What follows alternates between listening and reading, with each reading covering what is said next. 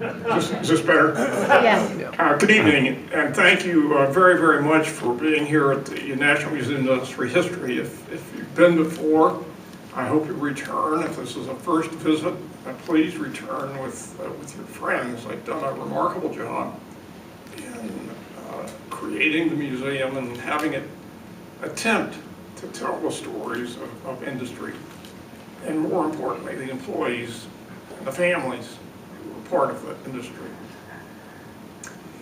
It's been 20 years, and Bill, whatever the expense to Bethlehem Steel, it was worth every penny. Our congratulations to you and to Touchstone, but particularly to you and your leadership and your service to Touchstone. Now, Bethlehem Steel is no longer a legal entity, but many of its operations continue under different ownership. It was a difficult time in the late 1990s. The decision was difficult, the impact on the community was severe, but perhaps just recently, you may have seen the large business organization called the Business Roundtable. And that's composed of the chief executive officers of the largest by reputation as well as by sales and revenue of the key companies in the country. Comprised the Business Roundtable. I was privileged to be a member of the Roundtable. They have just recently stated that the real purpose of a corporation isn't just to serve the stockholders. It isn't just financial, but it's to serve your employees, your customers, and the communities, the public in which you operate. If you go, and some of you remember this, to Bethlehem Steel's objectives in the 1990s, those were our objectives. Our four constituents were our stockholders, our employees, our customers, and the public. And while it's taken a while for the business community generally to get there, we would like to think that we were there. And our ability to work with you, Bill, and to have the festival was an indication of our wish to try to work with the community and serve the community.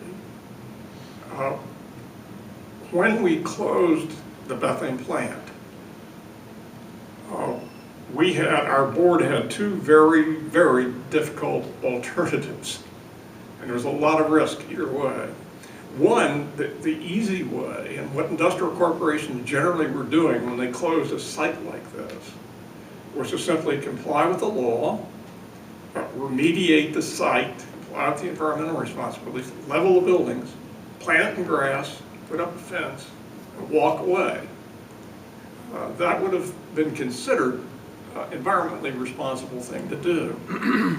We chose not to do that, and our board supported us to give us a chance at least to try to preserve this site and to try to repurpose the site with the help of a lot of public and private partners. We've been able to do that. Many warrant great thanks, but not more than the individual we mentioned this evening, Steve John says, Mayor Ken Smith and Jim Del Grosso at the time. So it was a public partnership from the very beginning. The 200 acres west of the bridge, that's now Wind Creek and Arts Quest, PBS 39, the National Museum, North End Community College, Orashore. And I believe with the Wind Creek presence, great things are going to happen relatively quickly to develop the rest of the site.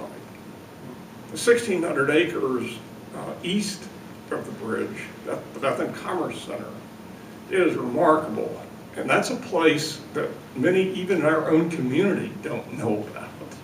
So I encourage you to visit the Lehigh Valley Industrial Park complex, because together, hundreds of millions of dollars have been spent in developing these properties. There are literally hundreds of new businesses, thousands of employees, and millions of dollars, which the mayor is very happy about in terms of taxes. Your festival starts soon. Bill asked me to share with you that he's already in the planning stages for the next festival 20 years from now. I wish you well with this one, but Bill, I'm ready for 20 years from now. Thank all of you very much.